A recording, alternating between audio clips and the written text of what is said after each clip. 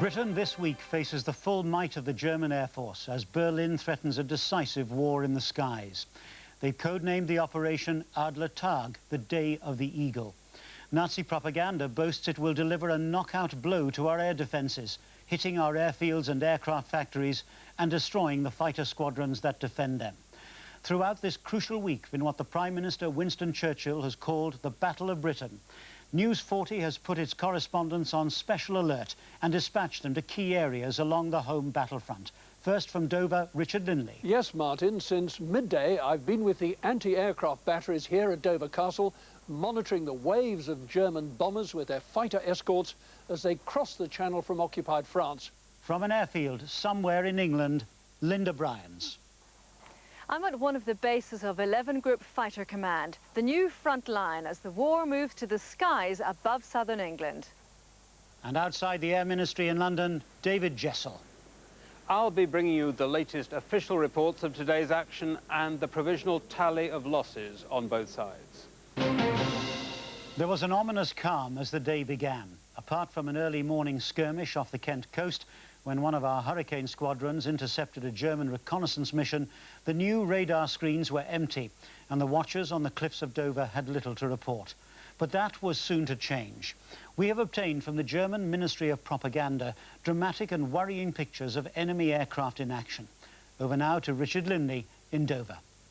Yes, Martin, for the first few hours we were wondering if perhaps the whole build-up to this day might turn out to be simply a propaganda exercise.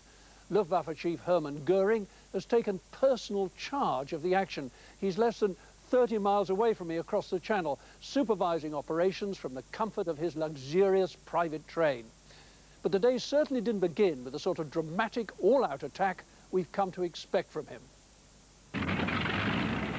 It's now 5 weeks since Luftwaffe began what they planned as a decisive battle for British airspace.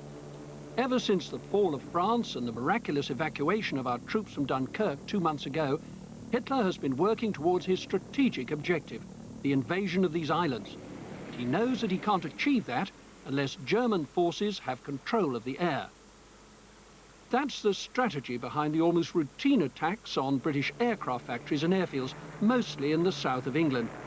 These astonishing enemy pictures show how bombers try to destroy our aircraft on the ground. But if those aircraft can get airborne before the German bombers arrive, the escorting Messerschmitt fighters try to destroy our Hurricanes and Spitfires in the air.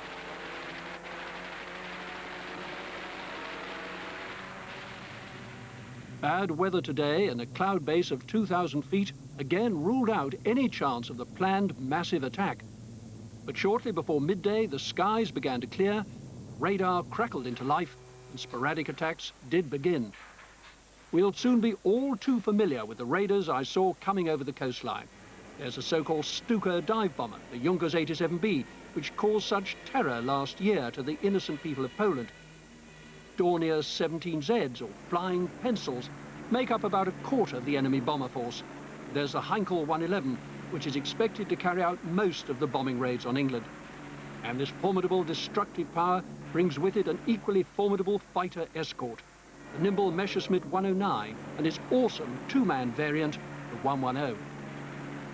Tonight, though, it seems that in terms of sheer numbers, the feared attack simply wasn't on the scale we'd been expecting. But no one here is getting complacent. It's surely, they say, just a matter of time. This is Richard Lindley at the front line in Dover. The scale of the attack may not have been as great as some intelligence reports predicted, but the enemy has inflicted significant damage across a broad front. Linda Bryans has the latest. Thanks, Martin. I'm speaking to you from one of the airfields which are home to 11 Group Fighter Command. This is the sector which covers all of southeast and southern central England, and nearly all of the airfields here have seen action today. At 11:50 this morning, Fighter Command headquarters at Uxbridge sent out the order to squadrons from Biggin Hill, Kenley, Manston and Hornchurch to take to the air.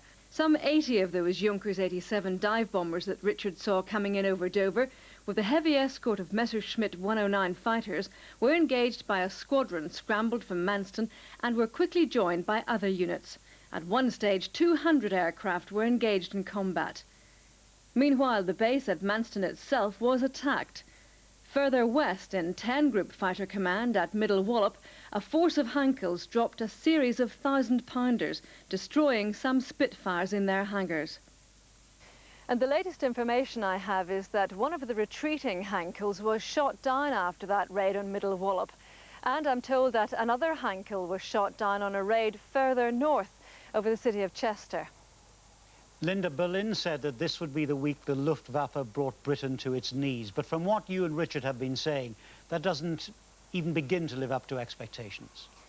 Well, indeed, and in terms of sorties flown and aircraft engaged, compared with recent days, the so-called Day of the Eagle has so far represented a comparative lull in the German bombing campaign.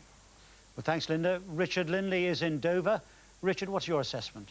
Well, we're getting reports of a fair degree of German confusion and muddle, which may explain what happened today. Apparently, the Luftwaffe chief Hermann Göring called off a planned large-scale attack at the last moment because of that bad weather. But when the weather cleared, some of his units seemed to think the operation was back on again and took to the air, which could explain why the start to the Day of the Eagle has gone off at half-cock. Even if the first stage of the onslaught was relatively mild, there were casualties on both sides. For the official figures, over to David Jessel at the Air Ministry. Yes, according to official figures just released, German losses today amount to some 14 aircraft brought down by RAF or anti-aircraft fire. That's in comparison with yesterday's record tally of 78 enemy raiders destroyed, most of them bombers, with a loss of some 100 aircrew. Unofficially, though, I gather those figures for today's German losses may turn out to be rather higher in tonight's midnight briefing here at the Ministry. As for our own losses, most of them seem to have been inflicted on aircraft in hangars on the ground, which means that our pilots have suffered few losses. David Jessel at the Air Ministry. Now, a roundup of today's other war news. King George spent the morning inspecting anti-aircraft batteries, artillery and new anti-tank gun units in the southeast of England. During the inspection, he praised the dedication and skill of the soldiers manning the new weapons. Parts of the Midlands and southwest Scotland were invaded last night by a mystery trail of parachutes carrying what looked like German invasion orders. In one parish, fear that the invasion had started led to one rector ringing the church bells. Ministry of Information officials describe it as a German hoax.